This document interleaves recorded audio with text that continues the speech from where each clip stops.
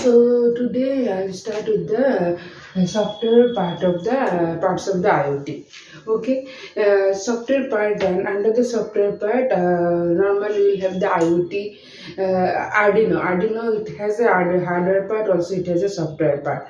Okay, now if you come to the Raspberry Pi, I also told you the last class. So Raspberry Pi, that has also hardware part and the software part. Whenever you want to execute something, you need to write a program or code on the software part of that particular specific tool. Okay, so Arduino, you have the Arduino, so then you have to write the code in the software part of the Arduino. Okay, so IoT software part. Now you know that when it comes to the software part, you have to write the code. Okay, you can write code in different platform. Okay, suppose C, C++, Java, Python. For case of the IoT, okay, for case of the IoT, normally IoT means you can tell as a embedded system. Okay, different kinds of the systems are embedded with each other, right? So for case of the embedded system, it has for such kind of the some kind of the embedded system, it has slow processing power and slow speed. Okay, so for that we need to think about the what kind of the language are required. Okay, so first you can think about the C and the C++.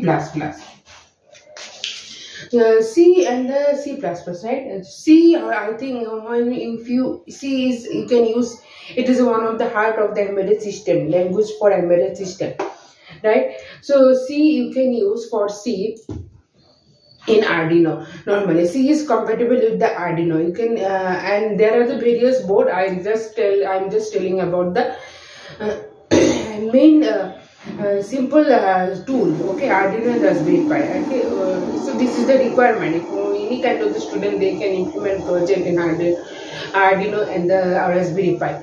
Okay, so C, that is compatible with the Arduino normally, right? And you can also know C is very popular, right? C is very popular, and everyone can understand and know the C language. So it is very popular. And the C++. Okay, C++, you know that C++, this is the object oriented program, right? So it based on the applications, you have to decide whether you need to use the C and C++. If you know the object oriented program, you can easily use the C++. Okay, it is advanced. Normally you know that C++ is the advanced version of the C. Better if you, for a case of the Arduino, better if you use the C. Okay, C++ is also required based on the embedded processor or system or speed. Okay, next come to the Java.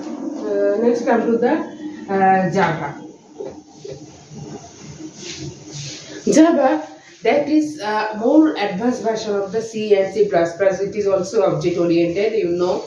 And Java you can use normally for suppose it is not a hardware specific. Okay, suppose C and C++ for hardware specific, for some particular hardware and particular system, you have to again reinstall program, you have to again write the code, and again you have to read the code.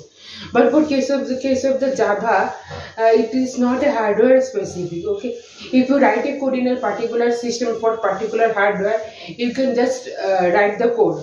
For reading the code, same code. For reading the same code, you can use a different system and a different hardware tool, right? So it is not a, so it is compatible, portable. Normally Java is the portable for IoT device, right? So if you want the portable device or portable system, so you can go for the Java. You can write in the Arduino or the Raspberry Arduino. Okay, next is the Python.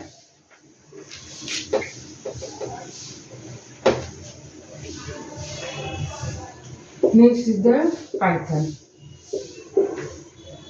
So I told you C is one of the most known language, and all the normal engineering student and the class 11 12 student, they also know the C language, right? It is also easy to learn. C is object oriented program is a little bit different, right? It is little bit difficult to run. So Python is also object oriented program, but it is easy to learn, okay, and quick to understand. Okay, so when you come to the Python, so those who knows only the C and the object oriented concept, they can go for the Python rather going for the C++ or Java. So it is an interpreted language. All of you know Python is an interpreted language. Right, it is interpreted. Okay, and so for no variable declaration is required, and a semicolon is also not required, right? So you can easily use the Python, but Python is only compatible with the Raspberry Pi. Okay, so but if you want to use the Arduino for Python, okay, so you cannot use it. Is already compatible only compatible with the Raspberry Pi. So some features are features are more in Raspberry Pi as compared to the Arduino. And if you know, if you does not know about the Python, so if you know the C, you can easily learn and easily understand the Python. And you can use the Raspberry Pi for IT project implementation. Right. So these are about the C, C++, Java, and Python. So you can you just check it which language better. I will suggest that you can use the C and the Python. C for Arduino and Python for Raspberry Pi. But however, you can also include the Python with the Raspberry Pi. So in the upcoming lecture, I will discuss how you can introduce Arduino platform with the Raspberry Pi. This upcoming lecture I will discuss. Okay. Apart from these software languages, some extra tools, software part are required. So okay, so one is the data collection platform. Data collection platform. So normally for Arduino, data collection is required. You have to collect the data from various sources. From various sources, you have to collect the data. So under the data collection platform, what are the parts are there? Sensor data, that is under the data collection. Sensing, sensor data, or measuring sensor data, gathering all kinds of data. You have various sensors, right? So various sensors you are using for collecting the various information. All the information you can gather, right? So gathering, aggregating,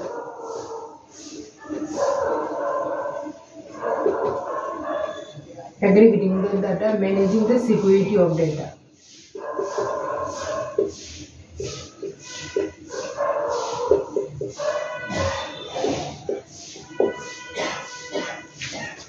Okay, so these things comes under the data collection platform. In the data collection platform, you can easily measure the sensor, different kinds of the sensor data, gather, aggregate means various kinds of sensor data are available. You can just separate out what kind of the data are significance, what kind of the thing, this thing you can aggregate easily, and managing the security issue. If any unwanted data is coming or not, this thing also can be managed by the data collection platform. And then there is the data integration.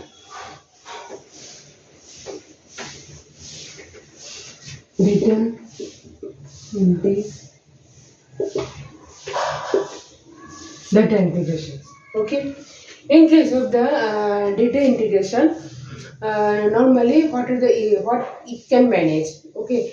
So various kinds of components are integrated in the data integration platform. Okay, some network part, sensor part, actuator part. You can easily from the sensor part. You are using various sensors for implementing one kind of the IoT device. So various sensors can integrate. It should be integrated easily. So in the data integration part, what it can check. It is managing the limitation, protocol, and application, which can be handled very easily. So those can be easily managed by the data integration platform. In the data integration platform, It should be checked whether all the components are connected or integrated or not, any limitations, any protocols are missing or not, and what are the applications are required. Based on the application, for suppose for some particular application 3 sensors are required, so these sensors are properly managing or integrating or not. This thing can be analyzed by the data integration platform. Okay, next is the data real-time data analytics. Real-time data analytics.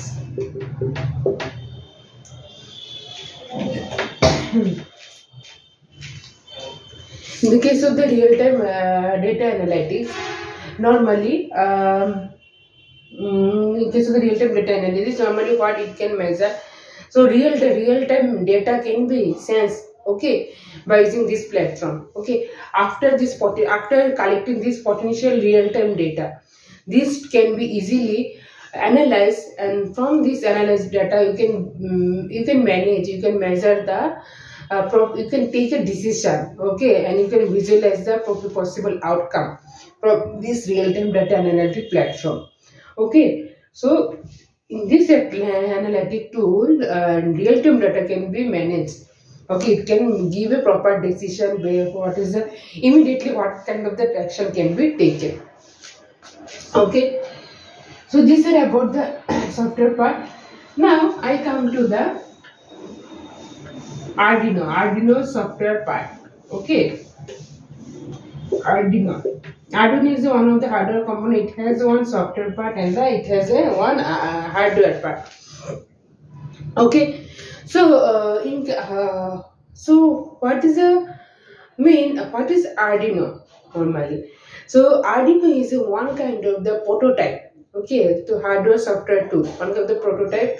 It is one kind of the hardware software tool which can easily integrate and is easily integrate with the other systems, and it is a flexible device. Okay, so it is a open source hardware software prototyping tool. In one line, it is a open source hardware software prototyping tool. Okay, now hardware software open source prototyping tool.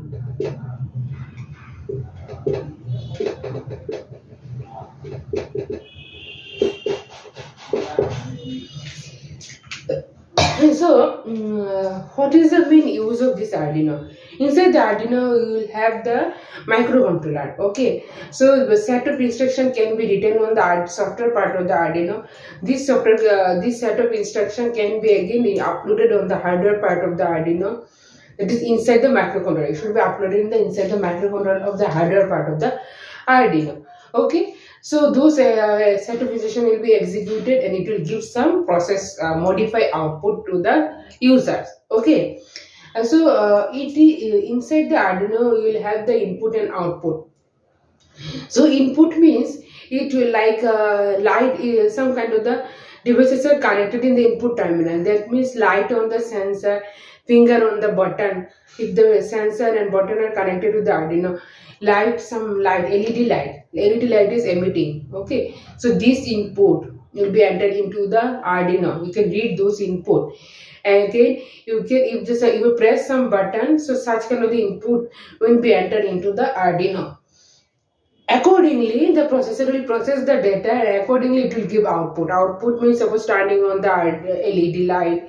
Okay, output will be in the form of the turning on the LED light, activating the motor or as a actuator. Okay, this will be as a output. So so you are getting whatever you are telling, so you are collecting some input or reading some input data. Based on some condition or applications, you are giving output data. This entire thing can be written as a set of instruction or set of code which could be uploaded on the microcontroller. So this will execute the set of instruction and will give the output. Arduino. So why we are using the Arduino? Why? So why you are using Arduino? Arduino means I have already told that the C language is compatible with the Arduino.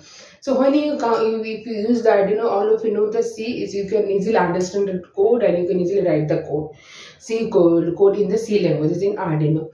And lots of it is Arduino is cheap, and lots of project can be easily implemented in school, college, right? So and whatever thing software and whatever thing how to install Arduino and how to install library, how to write the code, everything is very easy, and easy in any kind of the student can easily understand and they can easily implement the project, IT project in the Arduino. Okay. So in the coming lecture, I will continue with the other part of the Arduino. How can you write code and what are the components are available inside the Arduino? That we will discuss in coming lecture. So please like, share, and subscribe my channel. And thank you for listening the video.